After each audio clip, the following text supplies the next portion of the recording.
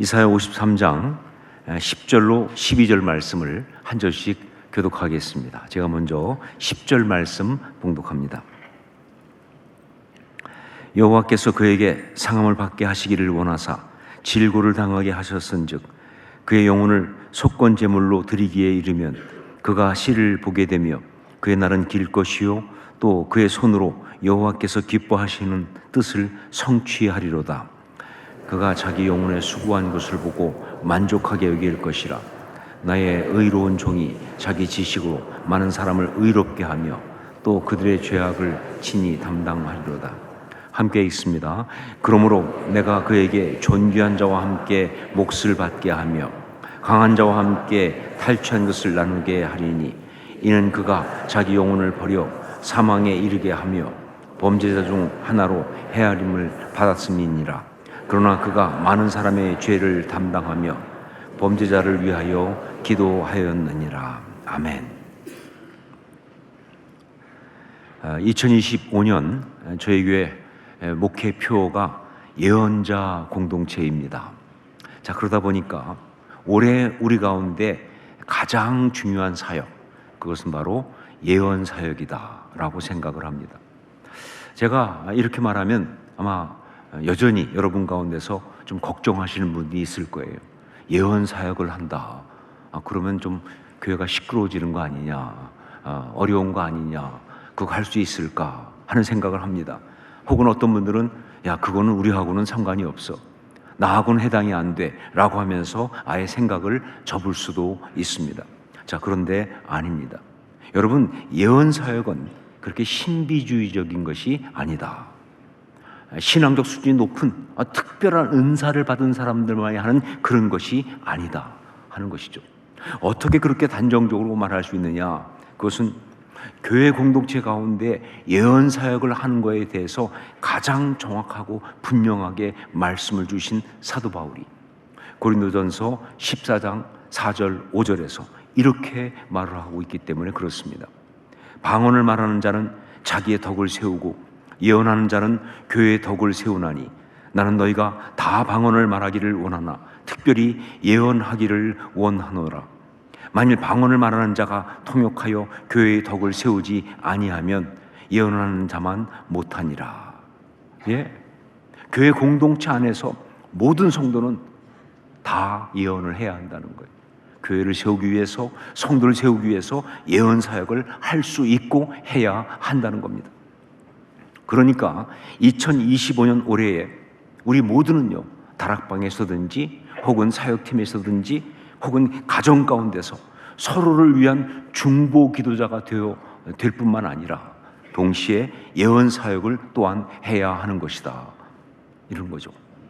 여러분, 사실 이 중보 기도와 그리고 예언 사역은 뗄래야 뗄 수 없는 관계 속에 있습니다. 왜냐하면 여러분, 중보 기도가 3단계가 뭐예요? 가장 첫 번째가 하나님과의 동감 아닙니까?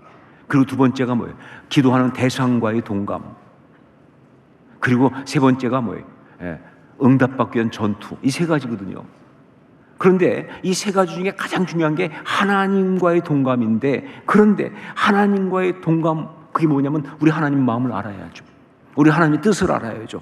바로 그거로 시작하는 거예요. 그를 향한 우리 하나님의 뜻이 무엇인지, 그를 향한 우리 하나님 마음이 어떤 것인지. 그러니까 우리가 신앙 공동체 안에서 서로가 서로에게 중보 기도자가 되어야 한다고 한다면 그건 바로 뭐예요? 예언 사역을 하는 것이다. 예언 사역 또한 당연히 있어야 하는 것이다, 그런 이야기죠. 자, 그런데 솔직히 그래도 예언 사역이 쉽지는 않습니다. 예언 사역이 쉽지는 않아요. 자기 생각을 말하는 것이 아니고 하나님의 마음과 그 뜻을 말하는 것이니까, 그래서 영적으로 아주 민감해야 돼요. 그리고 아주 바른 영성이 없이는 제대로 할 수가 없다 하는 것이죠. 하지만 그렇다고 해서 미리 포기할 수는 없습니다. 가끔 보면 영적으로 좀 위험하다 그러면 아예 포기하는 경우가 있는데 그건 정답이 아니에요. 위험하니까, 쉽지 않으니까 포기한다? 아니요. 그래서 더욱더 잘해야죠. 그래서 우리는 살아계시고 역사하시는 성령님을 의지하면서 성령님이 우리의 마음에 주시는 그 영적인 감동을 담대하게 말할 수 있어야 한다는 것이죠. 자, 그러다가 잘못하면 어떡하지요? 예언이라고 했는데 이게 내 생각이고 그것도 좀 잘못된 생각이라면 어떡하지요? 라고 하는 생각이 여전히 올 수가 있는데, 그래서 이것에 대해서 두 가지의 안전장치가 있습니다. 예언사를 하기 위한 두 가지의 안전장치가 있어요. 하나가 뭐냐? 바로 성령님이 살아계시고 역사하신다는 겁니다. 성령님이 살아계시고 역사하신다는 것. 내가 예언한다고 내 생각대로 잘못된 말을 하려고 할 때, 그때 살아계신 성령께서 그거 아니다 라고 내게 말씀하실 거라는 거죠. 저 이거 믿습니다. 예, 성령이 살아계시니까 내가 잘못된 예언을 할 때 성령께서 그거 아니라고, 잘못했다고 말씀하실 거라는 거예요. 여러분, 그렇기 때문에 예언 사역하는 사람에게 정말 중요한 건 이 부분이 열려 있어야 돼요. 그러니까 예언을 한답시고 자기 생각이나 감정이 잡혀버리면 큰일 나는 거예요. 성령님이 뭐라고 말씀하시는지, 이 순간 성령님이 어떻게 하시는지를 잘 들을 수 있는 그 귀가 열려 있어야, 그래야 제대로 된 예언을 할 수가 있는 것이다. 성령님이 살아계시고 역사하신다는 것이 첫 번째 안전장치고요. 두 번째 또 하나의 안전장치는 성경 말씀이에요. 성경 말씀. 성경 말씀은 그 모든 게 다 예언이죠. 그러면서 또한 잣대입니다. 여러분 들어보셨죠? 카논이라는 말. 정경, 잣대란 뜻이에요. 성경은 잣대입니다. 그러니까 우리가 말하는 그 예언이 성경 말씀과 그 결이 같아야 되는 거예요. 성경 말씀은 우리의 예언을 체크업하는 그러한 아주 중요한 체크 포인트가 되는 것이죠. 아무리 기가 막힌 감동이 오고 정말 확신이 들고 심지어 귀에 들리는 어떤 그런 목소리로 직접 듣는 것처럼 들려온다 할지라도, 내가 받은 그 예언의 말씀이 성경 말씀과 어긋나는 다른 것이라고 한다면 그건 잘못된 예언이라는 거예요. 오히려 그건 마귀가 준 거죠. 성경 말씀과 맞아야 그게 하나님이 주신 말씀이죠. 예, 성경 말씀은 우리의 예언을 체크업하는 아주 중요한 체크 포인트가 됩니다. 자, 이런 면에서 가장 안전하고 기본이 되는 예언사역 한 가지를 제가 말씀드릴 거예요. 가장 안전하고 기본이 되는 예언사역은 성경 말씀 자체를 성령의 감동으로 나누는 거예요. 자기 얘기하지 말고, 자기 말 덧붙이지 말고 그냥 말씀 자체를 성령의 감동으로 나누는 것, 이게 가장 안전하고 기본이 되는 그런 예언사역이다. 물론 이것도 잘못하면 말씀의 엉뚱한 부분을 가지고 말씀의 본뜻과는 상관없이 예언이랍시고 막 그냥 해가지고 성도들을 갖다가 상처를 주고 혹은 그 마음을 아프게 하는, 헷갈리게 하는 해악이 될 수도 있어요. 어떤 사람 같은 경우 갑자기 오더니 주님이 말씀 주셨어. 어떤 말씀을 봤더니 가룟 유다가 목을 메고 죽으니라. 어떻게 하자는 거예요 대체 지금? 뭐 하자는 거야 지금? 이렇게 될 수 있다 그 말입니다. 그런 경우 꽤 많아요 생각보다. 그러니까 정말 조심해야 돼요. 하지만 그래도 가장 안전하고 건강한 예언 사역은 말씀을 바르게 나누는 것, 바로 그것입니다. 그 중에 하나 제가 경험했던 것을 이 시간 여러분과 나누기를 원합니다. 제가 미국에서 사역할 때 갑자기 어느 날 저한테 카드 하나가 메일로 왔습니다. 그거는 세크라멘토라고 이 북가주 쪽에 있는 그런 다른 도시에 계시는 장로님이, 저는 남가주에 있었으니까 제게 보낸 생일 카드였습니다. 그 장로님은 ANC 온누리교회 장로님은 아니세요. 하지만 정기적으로 교회 와서 예배도 드리고, 그리고 또 여러 가지 영적인 교제를 많이 하고, 또 말씀을 매주 같이 나누는, 저하고는 영적으로 굉장히 가까운 그런 분이었는데, 이분이 저도 별로 기억하지 못하고 있었는데 저의 53번째 생일을 맞아서 카드를 보내신 거예요. 생일 카드를. 그런데 그 카드 내용을 보니까 그건 제 생일 날짜에 맞추어서 성경 구절을 보내주신 거예요. 내용인즉슨 목사님의 생일을 맞아서 자기가 생일 카드를 이렇게 쓰려고 하다 보니까 성령께서 마음에 성경 구절을 주시더라는 거예요. 그래서 그것을 보낸다고. 자기는 이것이 목사님을 향한 예언의 말씀인 것을 확실하게 확신한다고, 그런 감동이 있다고. 그러면서 이사야 53장 10절로 11절 말씀을 보내셨어요. 이사야 53장 10절로 11절. 왜 이거냐? 제 생일이 53번째 생일이니까 이사야 53장, 그리고 생일 날짜가 10월 11일이거든요. 여러분 기억해 두세요. 올해 또 옵니다. 잘 적어 놓으세요. 10월 11일이니까 그래서 53장 10절로 11절 이렇게 한 거예요. 이게 참 이럴 수밖에 없는 게 성경 가운데 53장까지 있는 건 시편하고 이사야밖에 없습니다. 다른 건 50장을 넘어가지 않으니까 시편하고 이사야밖에 없는데, 그런데 시편은 53편이 6절까지밖에 없어요. 그러니까 10절은 가지도 못해요. 그래서 이건 이사야 53장 10절로 11절이 저에게 주신 말씀이라고 딱 온 거예요. 여호와께서 그에게 상함을 받게 하시기를 원하사 질고를 당하게 하셨은즉 그의 영혼을 속건 제물로 드리기에 이르면 그가 씨를 보게 되며 그의 날은 길 것이요 또 그의 손으로 여호와께서 기뻐하시는 뜻을 성취하리로다. 그가 자기 영혼의 수고한 것을 보고 만족하게 여길 것이라. 나의 의로운 종이 자기 지식으로 많은 사람을 의롭게 하며 또 그들의 죄악을 친히 담당하리로다. 제가 얼마나 정말 두렵고 떨리는 마음으로 이 말씀을 읽었는지 모릅니다. 왜냐하면 저도 확신하거든요. 이건 예언의 말씀이에요. 저에게 주신 성령께서 그 장로님의 마음을 감동해서 통해서 저에게 주신 그러한 예언의 말씀이기 때문에 저는 정말 이 말씀을 그렇게 두렵고 떨림으로 받았습니다. 성경 말씀 자체로 예언 사역을 했던 아주 귀한 간증이기도 하죠. 자, 그런데 2025년 그 선교 헌신주일 말씀을 준비하면서 성령께서는 제 마음에 바로 이 말씀을 우리 화산나 교회 모든 성도들에게 동일하게 예언의 말씀으로 주셨습니다. 2025년 이 선교 헌신주일 말씀을 준비하는데 성령께서는 바로 이 말씀을 우리 화산나 교회 모든 성도들에게 동일하게 예언의 말씀으로 주신다는 감동을 제게 주신 거예요. 솔직히 처음에는 이 감동을 떨쳐버리려고 좀 애를 많이 썼어요. 왜냐하면 이 말씀은 저의 53번째 생일에 주신 말씀이니까 여기 화산나 교회 성도들하고는 해당 안 되는 거 아닙니까? 라고 자꾸 질문이 나오니까 그러니까 이건 아니지 않나요? 라고 하면서 떨쳐버리려고 했는데, 그런데 성령께서 주시는 감동이 더욱 강해지면서 2025년 선교주일 말씀으로 이 말씀을 준다라고 아주 강력하게 감동을 하셨어요. 그러면서 이 말씀 가운데 더 선명하게 집중하시게 한 것이 바로 뭐냐? C라고 하는 부분이 있어요. C. 그러면 주신 것이 뭐냐? 선교는 영적 씨를 뿌리는 것이다 하는 것입니다. 선교는 영적 씨를 뿌리는 것이다 하는 감동이었어요. 여러분, 그렇습니다.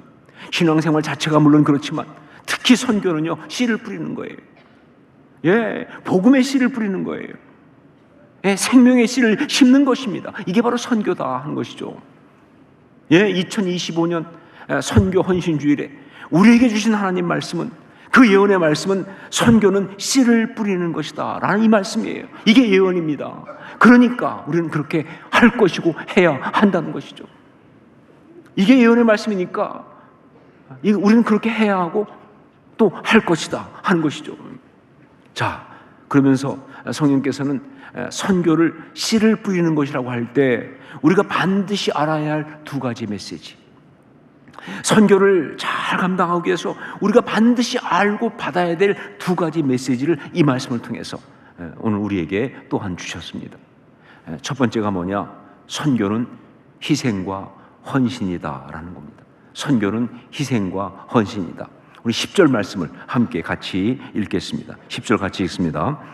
여호와께서 그에게 상함을 받게 하시기를 원하사 질고를 당하게 하셨은즉 그의 영혼을 속건 제물로 드리기에 이르면 그가 씨를 보게 되며 그의 날은 길 것이요 또 그의 손으로 여호와께서 기뻐하시는 뜻을 성취하리로다. 상함을 받고 질고를 당하고 심지어 자신을 속건 제물로 드리는 바로 그것이, 그게 씨를 뿌리는 것이다, 이런 말씀이죠. 상을 받고 질고를 당하고 자기 영혼을 속건 제물로 드리는 그것이 바로, 그런 것이 바로 씨를 뿌리는 것이다. 그렇죠. 지금 내가 하고 있는, 하고 싶은 것, 하기 원하는 것, 누리고 있는 걸 포기해야, 정말 손해를 감수하고 수고를 감당하지 않고는 씨는 뿌릴 수 없어요. 그냥 놀며 하고 싶은 거 다 하고 그리고 취미삼아 씨를 뿌리는 게 아니에요, 여러분. 씨는 그런 게 아닙니다. 심지어 농부들 같은 데 보면요, 이런 경우도 있습니다. 지금 당장 굶어 죽어요. 먹을 게 없어요. 그런데도 불구하고 뭐예요? 그 자기 입으로 그 곡식 집어넣지 않고 굶어가면서 그 씨를 심잖아요. 여러분 들어보셨나요? 농부는 굶어 죽어도 씨앗을 먹지 않는다. 씨는 그런 거예요. 여러분, 선교는 바로 그런 것입니다. 선교는 희생과 헌신 없이는 할 수가 없는 거예요. 예, 물질과 시간, 마음과 수고를 다 들이면서 자신의 욕심과 이기심을 십자가에 다 못 박는 그 영성 없이는 선교는 감당할 수 있는 것이 아니다 하는 거예요. 자, 그런데 여러분, 이 희생과 헌신이 그저 고통스럽고 힘든 것 뿐입니까? 그래서 이게 정말 억울하고 심지어 분하기까지 한 그런 것이냐 그 말이에요. 왜 이렇게 고생을 해야 돼? 왜 이렇게 힘들어야 돼? 이 희생과 수고가, 헌신이 억울하고 분한 그런 것이냐 그 말이에요. 저에게 그 장로님이 이사야 53장 10절로 11절을 가지고 생일 카드를 보내주셨을 때 처음에 그걸 딱 보면서 제가 상당히 당황을 했습니다. 왜냐하면 그 말씀의 첫 부분이 여호와께서 그에게 상함을 받게 하시기를 원하사 질고를 당하게 하셨은즉 이렇게 나오니까 말이죠. 이게 뭐야 하는 생각이 딱 들더라고요. 아니, 보통 생일 카드는 어떻게 됩니까? 축복을 해야 되는 거 아니에요? 잘 될 것이다, 많이 먹을 것이다, 뭐 많이 소유할 것이다, 뭐 이렇게 해줘야 되는 건데 이게 뭐예요 도대체? 이건 고난과 어려움의 예언이잖아요. 세상적으로 말하면 이런 걸 뭐라 그래요? 불길하다. 불길한 얘기 아닙니까? 그런데 그 다음을 보면서 이것이 확 풀리기 시작했어요. 그의 영혼을 속건제물로 드리기에 이르면, 이 말씀을 읽는데 성령께서 제게 말씀하셨어요. 그래서 너 억울하냐? 이렇게. 그 순간 물으시더라고요. 그래서 너 억울하냐? 다른 사람을 위해서, 그 영혼을 구원하기 위해서, 그를 구원하시기 원하시는 하나님의 그 마음과 뜻을 위하여 상함과 질고를 당하는 것이 억울하고 분하냐 너? 그러시면서 이건 저주가 아니다. 이것은 축복이고 이것은 특권이다. 비록 정말 힘들고 어렵고 때로 아프고 손해보는 것 같지만 이건 특권이다. 이건 축복이다. 이것은 내가 내게 주는 아주 특별한 축복이다. 선교를 위한 희생과 헌신은 고난과 저주가 아니라 특권입니다. 우리가 받아 누릴 수 있는 가장 큰 축복입니다. 왜냐하면 이건 그냥 당하는 고난이 아니에요. 이건 그냥 하는 수고가 아니에요. 이건 바로 씨를 뿌리는 것이니까. 씨를 뿌리는 것이니까. 우리 하나님의 나라를 위하여 씨를 뿌리는 것이니까. 이건 특권이에요. 여러분, 씨를 뿌리는 농부의 땀은요, 고생이 아니고 기쁨이에요. 어떤 농부가 씨 뿌리면서 땀 난다고 이놈의 인생 어쩌다가 이렇게 고생을 하나, 이런 사람 누가 있습니까? 어떤 농부가 그렇게 말하나요? 기뻐하죠. 감사하죠. 그 땀은 저주가 아니에요. 그 땀은 기쁨이에요. 그건 축복이에요. 여러분, 자녀를 키우기 위해서 밤잠을 자지 못하고 수고하는 부모 가운데 어떤 사람도 그 힘든 시간을 저주로 여기는 사람은 없습니다. 내가 무슨 지은 죄가 많아서 이 고생을 해야 되나? 아니요. 제정신이 아닐 땐 가끔 그렇게 말하지만 정신 똑바로 들어오면요, 절대 그렇게 말 안 하죠. 그리고 제가 단언할 수 있어요. 그의 인생 가운데 가장 아름다운 시간이 그때라는 것을. 그의 인생 가운데 가장 아름다운 가치 있는 시간이 그때예요. 그래서 선교는 축복이고 선교는 특권입니다. 두 번째, 선교는 믿고 맡기고 기다리는 것이다. 믿고 맡기고 기다리는 것이다. 씨를 뿌리는 사람은요, 그렇게 씨를 뿌리면서 이 씨가 잘 자라서 풍성한 열매를 맺을 것을 믿고, 믿고 뿌리는 거예요. 그리고 이 모든 것을 하나님께 맡기면서, 자기가 할 게 없잖아, 더 이상요. 맡기면서, 그러면서 그 열매를 기다리는 거예요. 선교가 바로 그런 것이다. 지금까지 제가 교회에서 선교 사역을 하면서 가장 안타까웠던 것 중에 하나는요, 어떤 선교를 위해서 어떤 지역에 하나님이 감동 주셔가지고, 그래서 정말 이건 선교를 위해서 꼭 해야겠다 해가지고 어떤 헌신과 투자를 하려고 할 때, 그때 어떤 사람들이 자꾸 뭐예요? 결과를 보장하라고, 그렇게 했을 때 결과가 확실해야 된다 하면서 결과를 보장하라고 그렇게 말하면서 계속 딴지를 걸 때가 제일 안타까운 거예요. 물론 성도님들의 헌금을 바르게 잘 사용하기 원하는 그 마음 압니다. 그리고 저도 그 부분에 정말 최선을 다하고요. 하지만 세상 일도 결과 보장이 어디 있어요? 하물며 선교는 절대 결과 보장이 없어요. 정말 어떤 순간 잘못하면 다 날릴 수 있는 거예요.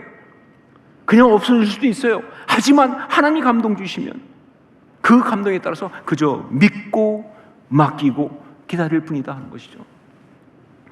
그러니까 선교를 하면서 절대로 해서는 안 되는 것, 인간적인 짧은 생각과 좁은 관점으로 미리 판단해서는 안 된다, 그 말입니다. 지금 내가 보기엔 이건 실패야, 지금 내가 보기엔 정말 이건 말도 안 되는 낭비야. 여러분, 선교 역사에서 가장 강하게 선교에 딴지를 걸었던 것이 바로 이거 아닙니까? 유명한 짐 엘리어트가 에콰도르의 아우카족에게 선교하기 위해서 갔다가 함께 갔던 사람이 가서 그들한테 복음을 전해보지 못하고 다 죽었을 때, 그때 미국에 있는 언론이라는 것이 그걸 판단해서 뭐라고 했습니까? What a waste. 무슨 낭비냐 이게. 미국의 선교가 끝장날 뻔했어요. 왜 우리나라 이 똑똑한 젊은이들을 그렇게 미개한 것들한테 가서 다 죽이느냐? 이건 낭비 아니냐? What a waste.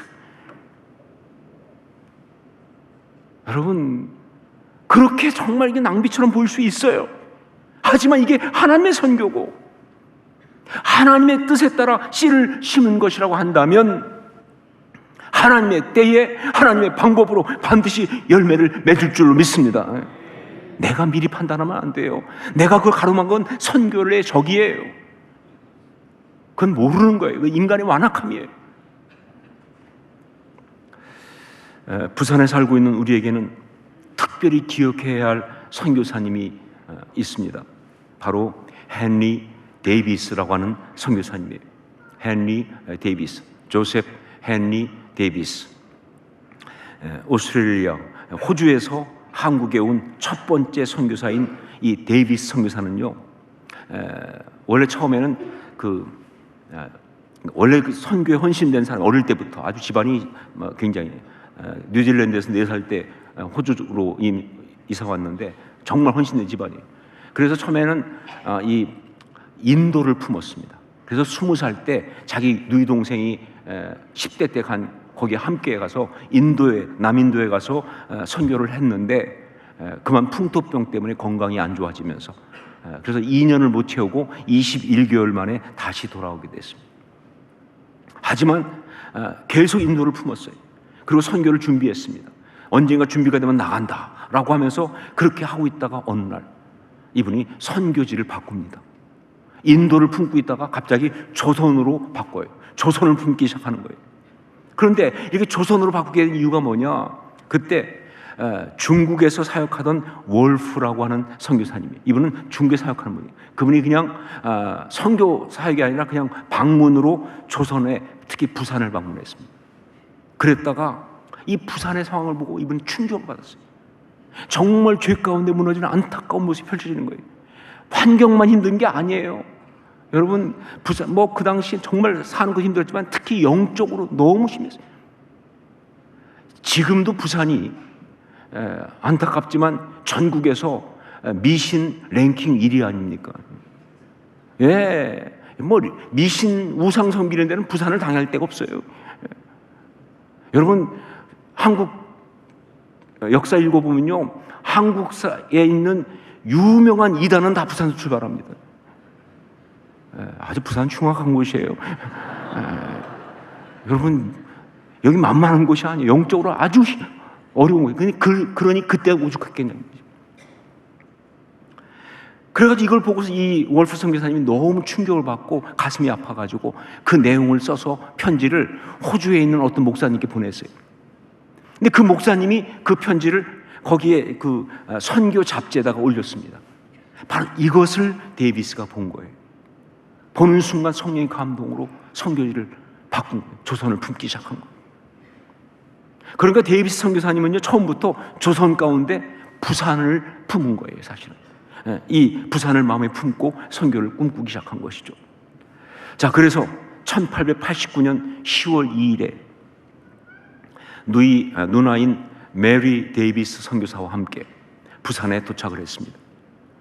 그리고 부산 도착해서는 부산에서는 언어 공부하는 게 쉽지 않으니까 언어를 공부하기 위해서 함께 서울로 올라갑니다. 한양으로 올라가가지고 그래서 언더우드도 만나고 그러면서 5개월 동안 언어 공부를 하는데 이 데이비스 선교사님이 굉장히 총명한 사람이에요. 특히 언어에 대해서는 탁월했습니다. 그쪽 선생님이기도 했고 그래서 5개월 만에 어느 정도 조선말이 가능해지니까 이분이 거기서 누나 놔두고 혼자서 걸어서 남쪽으로 내려오기 시작합니다. 어디 가려고? 부산에 오려고. 예, 얼마나 부산을 품었는지 아시겠죠? 그래서 20일 동안 걸어서 쭉 내려서 이 호남 쪽으로 해가지고 남원 거쳐서 그 다음에 남쪽으로 해가지고 하동 지나서 부산까지 온 거예요. 복음 전하고 나누어주고 저녁엔 빈 들어가서 혼자서 하고 하면서 말씀 전하면서 그렇게 내려온 거예요. 그런데 그렇게 하다가 천연도와 폐렴에 걸리게 됩니다. 그래서 마지막 5일은 거의 아무것도 못 먹고 정말 그러면서 그 부산까지 온 거예요. 그런데 이게 무슨 사명인지 그 죽을 힘을 다해서 부산까지 와요. 그래서 1890년 4월 4일에 겨우 부산에 도착을 했어요. 그런데 그 다음 날인 4월 5일에 하나님의 부름을 받았습니다. 딱 하루밖에 없었어요. 게일 선교사가 보니까 거의 너무 심각한 거예요. 그냥 그래서 하루만 있다가 마지막에 무엇인가 말하려는 듯이 편안하게 그런 하나님의 부름을 받았습니다. 무엇인가 말하려는 듯이 그러면서 소천했어요. 그렇게 힘들게 부산에 도착한 지 하루 만에 너무나 허무하게 아무런 사역도 못하고 세상 사람이 보면 이건 실패라고 하죠. 이거는 정말 허무한 것입니다. 그러나 이게 결코 실패가 아닌 것은 이것이 결코 허무가 아닌 것은 그는 그렇게 죽었지만 그의 소식이 그 순교 소식이 그를 파송했던 멜버른 교회에 전해지면서 멜버른 교회 안에서 선교의 바람이 불기 시작했습니다. 특별히 무슨 선교 단체 전문가 이게 아니라 그 교회 평신도들이 그래서 청년부와 그리고 여전도회가 움직이기 시작했어요. 이들이 헌신했습니다. 그래서 그 여전도에 속한 분들이 부산으로 오는 거예요. 그래서 그때부터 오기 시작해가지고 그 이후에 부산 경남 일대에 온 선교사님이 호주에서 온 선교사님만 120명입니다. 누가 이걸 실패라고 하겠어요? 그들이 와서 이 부산 지역에 하나님의 아름다운 나라를 이루기 시작했어요. 데이비스는 하루밖에 없었고 그렇고 아무것도 못하고 죽었지만 그들에 의해서 부산에 학교도 세워지고 그게 일신여고 아닙니까? 병원도 세워지고 여러 가지 사역들이 펼쳐지고 뿐만 아니라 그 중에서 정말 어떤 분들은 부산뿐만 아니라 이 주변 낙도라고 하면 여러분이 아실지 모르겠는데 거제도라고 혹시 아세요? 그때는 거제도가 낙도였습니다. 그 낙도 쪽으로, 통영구 쪽으로 하면서 이렇게 배 타고 가서 전도를 했는데, 그 중에 한 분이 낙도 거제도에 가서, 그 거제도도 시골 동네가 있죠. 거기 가가지고 전도했는데, 거기에 있었던 어떤 분이 그 복음을 받아들이고 그냥 은혜를 받아가지고 자기 상투를 자르고 예수 믿었어요. 옥주래라고 하는 분이었어요. 그리고 그분이 교회를 세웠습니다. 삼거리 교회라는. 여러분 아마 들으셨을 거예요. 그 옥주래 영수의 증손자가 누군지. 옥하놈입니다. 옥하놈. 예, 옥하놈 목사님 그 교회 출신이에요. 그 증손자예요. 나중에 그분이 거기다 사역도 하고요. 하나님 실패하셨습니까? 하나님이 아무것도 못하셨나요? 정말 허무한 이야기입니까? 아니잖아요. 네, 선교는 그것이 무엇이든지 씨를 뿌리는 거예요. 믿고 맡기고 기다리면서 우리 하나님이 주신 그 마음의 감동과 사명을 따라 희생과 수고를 기쁨으로 감당하는 거예요. 이게 선교예요. 그렇게 되면 반드시 이런 아름다운 결론을 얻게 됩니다. 11절 말씀을 함께 읽겠습니다. 11절 같이 읽습니다. 그가 자기 영혼에 수고한 것을 보고 만족하게 여길 것이라. 나의 의로운 종이 자기 지식으로 많은 사람을 의롭게 하며 또 그들의 죄악을 친히 담당하리로다. 예, 선교는 씨를 뿌리는 것이기 때문에 반드시 그 열매를 봅니다. 그러면서 영적으로 정말 만족하고 정말 행복해지는 거예요. 진짜 행복이 이거예요. 진짜 만족이 이겁니다. 그런데 여러분, 사실은요, 이 만족은 그렇게 씨를 뿌리고 거기에서 열매가 맺고 결과가 왔을 때 그때 얻는 게 아니고요. 사실은 그냥 씨를 뿌리면서 이미 받는 거예요. 열매가 있고 없고 전에 그냥 씨를 뿌리면서 이미 그 만족, 그 기쁨 가운데 있을 줄로 믿습니다. 왜냐하면 그 씨가 다른 것이 아니라 우리 하나님의 생명의 복음이기 때문에 그래요. 예, 생명의 복음이니까 뿌리는 순간 이미 결론 난 거예요. 그 마음에 기쁨이 있다 그 말입니다. 그리고 우리가 그렇게 씨를 뿌리면서 살아계신 하나님께 그 모든 것을 맡겼으니까 하나님이 역사하실 거 아니에요. 그렇죠? 그러니까 마음에 만족이 있어요. 기쁨이 있어요. 무엇보다 우리가 그렇게 생명처럼 사랑하는, 우리를 구원하신 우리 하나님 아버지의 뜻대로 씨를 뿌린 거니까 결과가 어떻든 상관없이 우리 안에 세상이 줄 수 없는 기쁨이, 그 행복이 가득하게 채워진다 하는 이야기죠. 여러분, 영적 씨를 뿌리는 사람, 이것이 2025년 선교 헌신주일에 우리에게 주신 예언의 말씀입니다. 기도하겠습니다.